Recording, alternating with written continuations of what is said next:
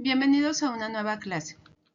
Analizaremos cómo el derecho internacional privado se entrelaza con otras áreas del derecho y cómo protege a las instituciones fundamentales de la sociedad, es decir, la persona y la familia, cuando éstas presentan elementos extranjeros. Es decir, estudiaremos la relación con otras ramas del derecho.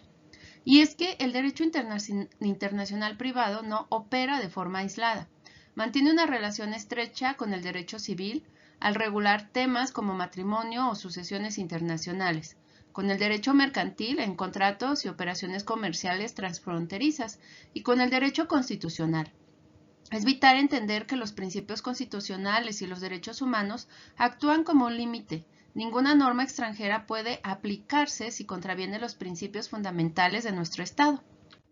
Específicamente, cuando analizamos el derecho civil, vemos que es una de las ramas con mayor vinculación con el derecho internacional privado, no solo porque regula estas relaciones jurídicas entre particulares en aspectos fundamentales como la familia, los bienes, las obligaciones y las sucesiones, sino que cuando estas relaciones presentan elementos extranjeros, el derecho internacional interviene con sus leyes para resolver conflictos. Por ejemplo, en un matrimonio entre personas de distintas nacionalidades puede surgir la duda sobre qué legislación debe aplicarse para determinar los efectos del vínculo, como el régimen patrimonial o la disolución del matrimonio. En estos casos, el derecho internacional privado establece las reglas para determinar la ley aplicable. Asimismo, en materia de sucesiones, cuando una persona fallece dejando los bienes en distintos países, se debe aplicar normas de conflicto para determinar qué legislación rige la distribución de dichos bienes. Esto demuestra la importancia de la coordinación entre ambas ramas del derecho. En cuanto al derecho constitucional y la relación con el derecho internacional privado, se parte de que el derecho constitucional establece los principios fundamentales del orden jurídico de un Estado, incluyendo la protección de los derechos humanos, la organización del poder público y los límites de la actuación de las autoridades. Aquí es la relación, ya que el derecho internacional privado debe ajustarse a estos principios al momento de aplicar normas extranjeras. Uno de los aspectos más relevantes de esta relación es el control de constitucionalidad, el cual implica que las normas extranjeras no pueden aplicarse si contravienen los derechos fundamentales reconocidos en la Constitución. Esto se traduce en una aplicación del concepto de orden público que actúa como un límite para la recepción de normas extranjeras. Hablemos de la persona. En el derecho reconocemos tanto a la persona física, es decir, el individuo humano, como a la persona moral, que son entidades como empresas o asociaciones. Ambas poseen capacidad jurídica, pero en el ámbito internacional, la persona física goza de una protección especial a través de instrumentos que garantizan sus derechos fundamentales sin importar en qué país se encuentren. El domicilio es un atributo esencial de la persona que permite determinar el lugar donde una persona reside habitualmente y donde puede ser localizada para efectos jurídicos. Este atributo es fundamental en el derecho internacional privado, ya que sirve como criterio para establecer la competencia de las autoridades y la ley aplicable en diversos casos. En México, el domicilio de las personas físicas se define como el lugar donde residen habitualmente, y en el caso de ausencia, donde se encuentra de manera temporal. Para las personas morales, el domicilio corresponde al lugar donde se encuentra su administración principal.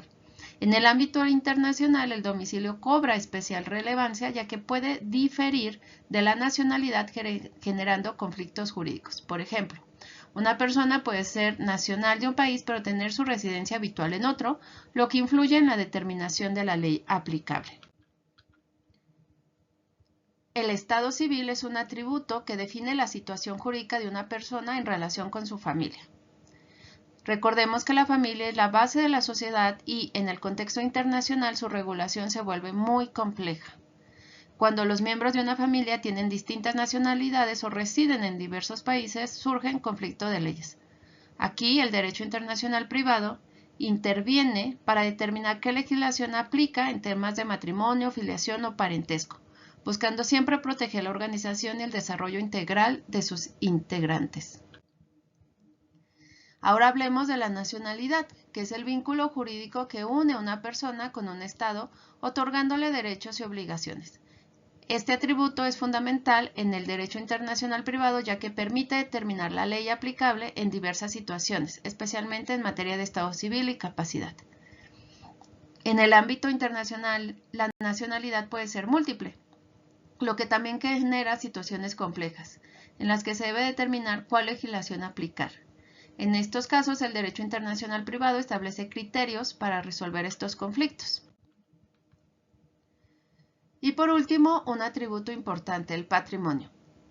El patrimonio es el conjunto de bienes, derechos y obligaciones que pertenece a una persona y que puede ser valoradas en dinero. Este atributo constituye una universalidad jurídica, lo que significa que se considera como un todo independiente de los elementos que lo integran. En el derecho internacional privado, el patrimonio adquiere relevancia cuando los bienes de una persona se encuentran en distintos países, lo que genera la necesidad de determinar qué legislación se aplicará para regular su administración, transmisión o protección. Existe un debate doctrinal sobre si el patrimonio debe considerarse un atributo de la personalidad, ya que algunas personas pueden carecer de bienes. Sin embargo, otros autores sostienen que lo importante no es la existencia de bienes, sino la capacidad de adquirirlos. La capacidad es el atributo que permite a una persona ser titular de derechos y obligaciones, así como ejercerlos por sí misma. Este atributo se divide en capacidad de goce y capacidad de ejercicio, ambos fundamentales en el derecho internacional privado. La capacidad de goce es la aptitud para ser titular de derechos y obligaciones, la cual se adquiere desde el nacimiento y se pierde con la muerte. Por otro lado, la capacidad de ejercicio es la facultad de ejercer esos derechos por sí mismo, lo cual se adquiere generalmente con la mayoría de edad. Y es que en el ámbito internacional la capacidad puede variar según la legislación aplicable, lo que también genera conflictos de leyes. El derecho internacional privado establece criterios para determinar la capacidad de las personas en contextos internacionales, garantizando la protección de sus derechos.